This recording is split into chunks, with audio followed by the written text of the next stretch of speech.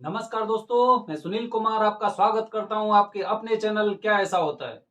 दोस्तों, पिछली बार मैंने पितृपक्ष के बारे में आपको बहुत हद तक जानकारियां दे दी हैं कि पितृपक्ष में हमें कौन कौन से कार्य करने चाहिए, किस चीज का दान करना चाहिए, किसको श्राद्ध करना चाहिए, किसको नहीं करना चाहिए। आज मैं आपको एक अपनी वीडियो के माध्यम से ये बताने की कोशिश कर रहा हूं कि अपने पितरों का स्वागत हमें कैसे करना चाहिए, क्योंकि जो भी तिथि होती है हमारे पूर्वज उस तिथि में आते हैं और वो अपने नाम का पिंडा लेते हैं। इसीलिए श्राद्ध भी बेहद जरूरी होता है। मैंने आपको पिछले बार भी बताया था कि हम लोग 1 या 2 दिन श्राद्ध करते हैं, बल्कि हमें 16 दिन श्राद्ध करना चाहिए, क्योंकि हमें नहीं पता है कि हमारे वंशज कौन सी तिथि में गए हैं। इसीलिए हमें पितरों का स्वागत कैसे करना चाहिए, इस वीडियो के माध्यम से आप उसे थोड़ा सा समझने का प्रयास करें, क्योंकि ये जानकारी बेहद जरूरी है। पितृपक्ष की अमावस्या आने वाली है, जिस दिन हमारे भूले बिसरे जितने भी पितर होते हैं वो सब आते हैं, अपने नाम का पिंडा लेते हैं और पिंडा लेने के बाद वो आपको आशीर्वाद देकर जाते हैं। तो दोस्तों, कैसे करें हम पितरों का स्वागत, इसी वीडियो के माध्यम से मैं आपको बताने की कोशिश कर रहा हूं। लेकिन उससे पहले मैं आपको इस बारे में थोड़ा सा एक अलग तरह से एक संदेश देना चाह रहा हूं। घर में कभी आपके में अगर कोई शादी है, या फिर जैसे लड़कियों का घर होता है, वहां पर बारात उनके घर पे आने वाली होती है, तो उससे पहले क्या होता है, स्वागत की पूरी तैयारियां रहती हैं। हमें यह पता होता है कि हमें किस इंसान का किस तरह से स्वागत करना चाहिए, और वो संबंध के ऊपर भी निर्भर करता है कि बारातियों का स्वागत इस तरह से होगा, दूल्हे का स्वागत इस तरह से होगा, दूल्हे के पिताजी, चाचा वगैरह, बाबा दादा जो भी हैं, उनका स्वागत हमें इस तरह से इस तरह से करना है। पूरा एकदम मैरिज होम हो गया, या फिर अगर आप घर से शादी कर रहे हैं तो वो पूरा के पूरा आपका घर पूरी तरह से एकदम चमकता रहता है, और हर प्रकार से पूरा डेकोरेशन करके पूरी तरह से हम फिट करके रखते हैं उसे, जिससे कि वहां की एक शोभा अलग तरह से बढ़ती है। तो ये एक तरीका होता है स्वागत करने का। स्वागत कर रहे हैं हम लोग, लेकिन हम अपने पितरों का स्वागत कैसे करते हैं नहीं पता है हमें। चलो कोई बात नहीं, दूसरा उदाहरण दे रहा हूं। घर में अगर आपके पे अगर किसी आपके बच्चे का, आपके किसी भतीजे का, या फिर आपके पेरेंट्स में से किसी का भी अगर आपका जन्मदिन है, अगर उनका जन्मदिन है, तो उस हिसाब से हम अपने घर परिवार को पूरी तरह से एकदम सजाते हैं, बैलून वगैरह लगा के, और डेकोरेट करते हैं पूरे घर को। और क्योंकि हमें पता होता है कि भाई हमारे घर पे कुछ गेस्ट आने वाले हैं, तो हम उनका आदर सत्कार और स्वागत बड़े अलग तरीके से करते हैं। भले ही हम अपने घर में किसी तरह से रह रहे हो सकता है हल्की फुल्की गंदगी हो या कुछ भी हो, लेकिन जैसे ही हमें पता चलता है तो हम उसके बारे में क्या करते हैं, उसकी पूरी तरह से सफाई करते हैं, उनका डेकोरेशन करते हैं। तो दोस्तों, आज मैं अपनी वीडियो के माध्यम से बताने जा रहा हूं आपको कि इसी तरह से जैसे हम अपने किसी गेस्ट का स्वागत करते हैं, अपनी किसी रिलेटिव का, रिश्तेदार का, या फिर नई शादी के लिए हम उनका स्वागत करते हैं, तो हमें हमारी पूरी जिम्मेदारी बनती है कि हम भी अपने पितरों का स्वागत अच्छी तरह से करें। तो आज मैं अपनी वीडियो के माध्यम से मैं आपको बताने जा रहा हूं कि हमें अपने पितरों का स्वागत किस तरह से करना चाहिए। ये जानकारी बेहद महत्वपूर्ण है। ऑलरेडी मैं आपको उदाहरण दे चुका हूं। तो आओ हम जानते हैं, मैं आपको बताने जा रहा हूं कि हमें अपने पितरों का स्वागत कैसे करना चाहिए। क्योंकि 15 तारीख को, सॉरी 10 तारीख को, 10 सितंबर से पितृपक्ष शुरू हुआ है। अब 10 तारीख से पितृपक्ष शुरू हुआ है, मतलब 16 दिन पितृपक्ष के पड़े हैं, और 16 दिन में 16 तिथियां होती हैं, और 16 तिथि में हमारे 16 जो तिथि हुई हैं उनमें उसी के अनुसार हमारे पितर हमारे घर पर आते हैं। ये हमारी आस्था है, हम जानते हैं इनको। तो इसीलिए हमें उनका स्वागत भी उसी तरह से करना चाहिए कि जिससे वो हमारे घर पर आए, वो प्रसन्न हो, अपना पिंड ग्रहण करें, और उसके बाद हमें मनवांछित जो हमारी इच्छा, हमारी अभिलाषा के अनुसार हमें वो वरदान दें।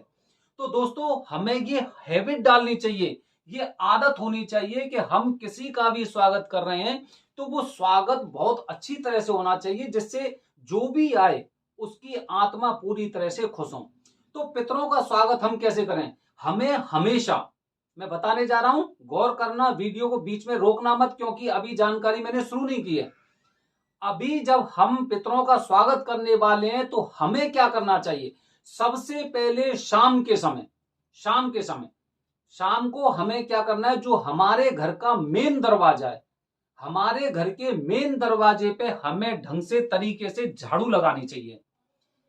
हमें झाड़ू लगानी चाहिए, खासकर जो मेन गेट होता है, जैसे किसी की शादी होती है तो एकदम जो उसका जो गेट होता है, दरवाजा होता है, पूरी तरह से सजाया जाता है ना, इसी तरह से हमें घर का जो मेन गेट है उसके बाहर हमें झाड़ू लगानी चाहिए। और झाड़ू लगाने के बाद अगर वो बहुत सही जगह है तो उसे हमें धुल देना चाहिए, अगर वो सीमेंटेड जगह है तो। अगर वो कच्चा है तो उसे झाड़ू फाड़ू लगा के एकदम तरीके से एकदम उसे सही कर लेना चाहिए।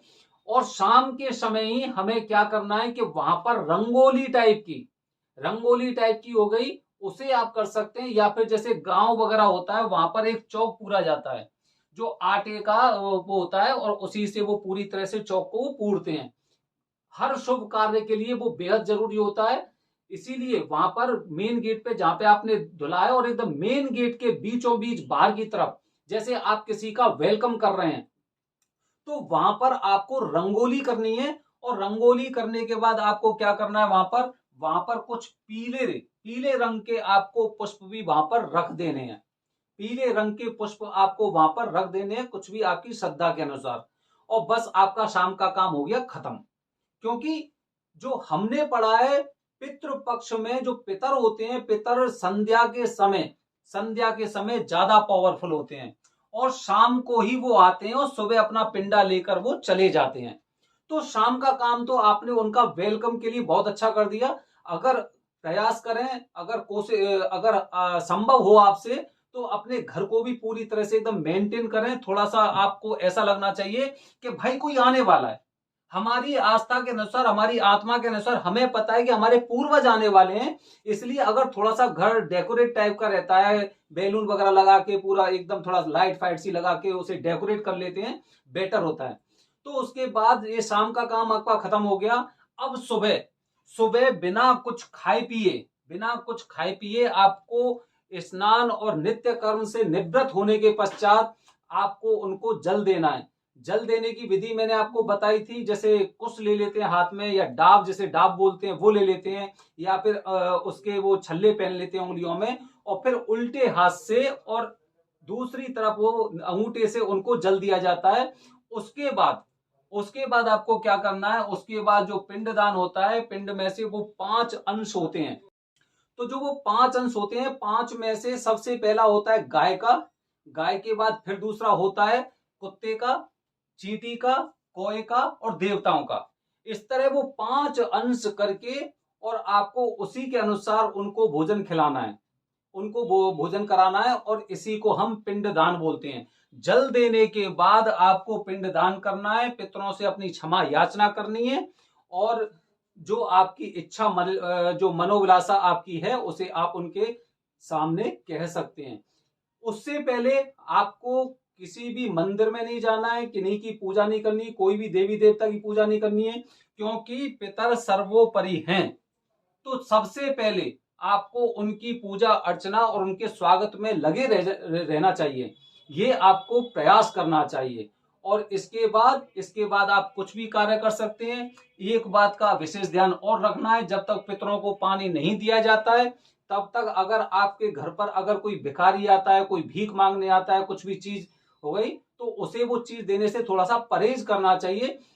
उससे बोल देना चाहिए आपको कि फिलहाल सबसे पहले मुझे पितरों की सेवा करनी है, उसके बाद मैं आपको दूंगा। आप उसे ऐसे ही घर से ना भगाएं, उसे थोड़ा सा इंतजार करने दें। तो दोस्तों, ये एक छोटी सी चीज होती है कि आप अपने पितरों का स्वागत कैसे कर सकते हैं। दोबारा से एक शॉर्ट में बता रहा हूं। शाम को आपको अपना जो मेन गेट है, मेन गेट के बाहर आपको झाड़ू लगाना है, उस पर थोड़ा सा आपको पानी के छींटे डालने हैं। अगर वो साफ जगह है तो उसे धुल देना है। वहां पर एक रंगोली बनानी है, वहां पर पीले रंग के आपको पुष्प रखने हैं। बस ये काम आपका हो गया है। और उसके बाद आपको सुबह जो तर्पण की विधि या पिंडदान होता है उसके अनुसार आपको कार्य करना है। ये मैंने आपको जानकारी दी है पितरों का स्वागत कैसे करें। दोस्तों, अगली वीडियो में मैं लेके आ रहा हूं पितृ अमावस्या के बारे में, क्योंकि अब आज 18 तारीख है और 7 दिन बाद पितृ अमावस्या है। पितृ अमावस्या पितरों की दृष्टि से, हमारे घर की दृष्टि से बेहद ही ज्यादा महत्वपूर्ण होती है। तो पितृ अमावस्या को हमें क्या करना चाहिए, विधि क्या है और पितरों को हम कैसे खुश रख सकते हैं, उनकी कैसे सेवा कर सकते हैं और कैसे हमें वो मन इच्छा वाला वरदान मिलेगा, मनोकामना हमारी पूरी करके जाएंगे, ये अपनी एक वीडियो के माध्यम से मैं आपको बताऊंगा। पितृ अमावस्या को आपको कैसे और किस तरह से पितरों को प्रसन्न करना है। धन्यवाद दोस्तों। जय हिंद, जय भारत, हर हर महादेव।